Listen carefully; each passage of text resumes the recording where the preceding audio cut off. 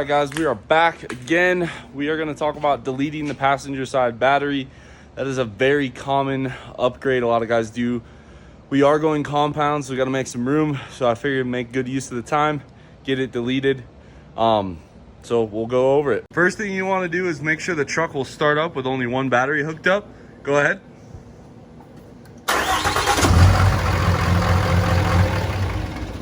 All right, so we verified that. Then you're gonna disconnect your battery terminals and pull the battery out. It'll look like this.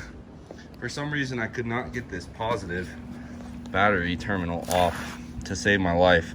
So I just disconnected it from the other battery, slid the wire sheath over to keep it protected, pulled that out. Next, you're gonna be met with the grid heater. Now, if you wanna keep the grid heater, you can keep the grid heater. All you have to do is run this negative wire right here to that battery, or simply move the grid heater relay all the way over to that side. Honestly, I'm actually pretty good about plugging my truck in, so we're just going to delete that. And then you can leave this ground wire hooked up. It'll just come out with the battery tray. And then this is your alternator wire. What you're going to do is make yourself a battery cable. Now, we are lucky. We've had a lot of upgraded trucks over the years. This is the cable I ran for the 05 when I was running single battery. Now, when you guys do this, if you run an electronic kill switch, it won't work, which is why this came off the 05, because the disconnect wouldn't work. So we got some 4-gauge wire, brass ends. You're gonna go ahead, crimp these on. I do solder inside. So what you'll do is heat the fitting up, or end here, suck the solder in, and then use a quality shrink wrap, and then the wire loom of your choice. In this case, it was probably the cheapest crap I could find. And all you're going to do is take that wire from where it used to hook up to the battery, which is right there, and you're gonna come around just like the other wire and go to the alternator, which is right there. To get the battery tray out, this bolt, and then there are some down here under the airbox, so we will have to remove the airbox again. So we'll go ahead and get that started. All right, so we got our 2 bolts out here, and I forgot about these bolts right here. There's 2 there. Then you gotta pull your inner fender out, which is just a series of bolts. If you want a 3rd gen, half of them are probably missing anyway. There is this one here that a lot of people forget, and there's also that one right there that a lot of people forget. So hopefully that helps, and then you're just gonna kind of pull it away. And just keep in mind your ABS wire is still hooked up at this point. All right, and then as you can see, there's a 13 mil bolt there and another 13 millimeter bolt up there. Those are the last 2. So I guess what I'm saying is it's not too bad, but you're gonna get those 4 bolts out up top and be like, man, this thing's still solid. So you do gotta pull that liner out. You don't have to pull it all the way out, just enough to get access. We'll get those zipped out. And now the battery box is ready to come out. Just pull. And again, there's a bunch of coolant lines and crap that you can get stuck on. And it comes out. Boom. Then from here, we're gonna go ahead, since it is a street truck, we'll put the inner fender liner back in, which again is just a series of bolts, stuff like that. And then with the intake out of the way, we now have a good shot at our alternator wire. That is just a 13 mil.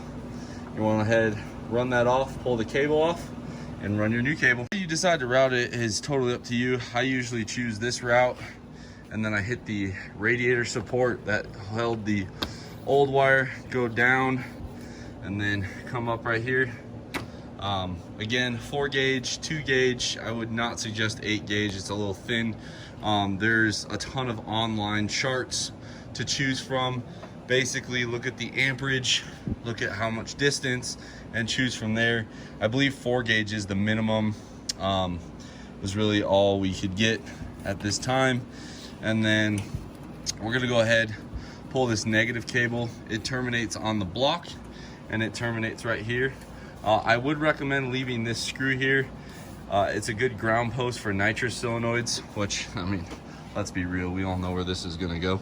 And then the only suggestion I might make is coil up the grid heater trigger wires here into this air duct or around this area, zip tie them up out of the way.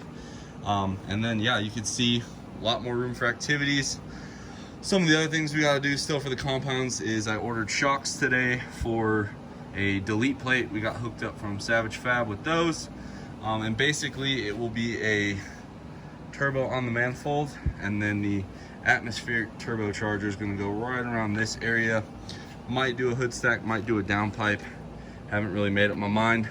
But again, this is a simple upgrade in real time. If you have everything available to you ready to go, it's pretty quick. Also, something I didn't film, this thing was just, I mean, power steering fluid was coming out of the gearbox, the power steering pump, the hoses were old. So we went ahead and went with new lines, a new bolted on backplate power steering pump, and a reman gearbox from Napa. Had pretty good luck with them so far, so put them on this truck, just making sure every time we were doing burnouts it started puking out power steering, so we got to make sure we take care of that. So I'm going to go ahead and get all this tidied up, and I'll show you guys the end result. All right, so here's the inner fender. Like I said, half my bolts are missing, so we were able to use that one, this one you're able to get in. These two inners were to the battery tray, so those are gone. You're able to do this front one, and in my case, that's it. That's all she wrote. But as you can see, I mean, it's solid. Intake's solid. We got our line ran over here, and we'll zip tie it right there, hooked up here. So we have our charge cable hooked up, and these are the parts you should be left with. Your crossover positive battery cable, which is that one. If yours is in good shape, save that cable in case you got to redo the driver's side, because it's the same gauge from the battery to the starter. You have your negative side. Again, this is the part that was on the block. It's just one 18 mil bolt. You have your battery tray and a bunch of assorted fasteners and your grid heater relay. Again, you guys can hook that back up.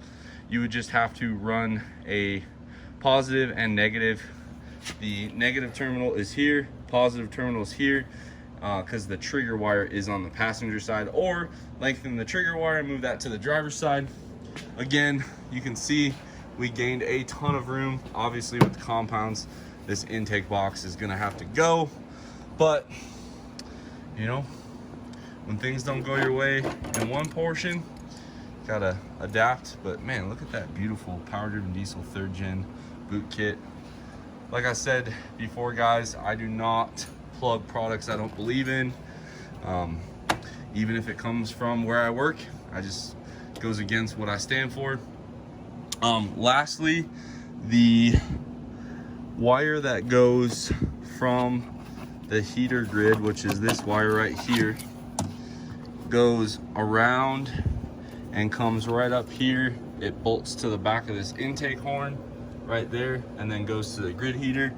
We're just gonna leave that for right now. I'm gonna tuck it kind of out of the way. I don't really feel like dealing with the fan shroud right now, so it's just gonna stay till we have to pull this radiator hose out.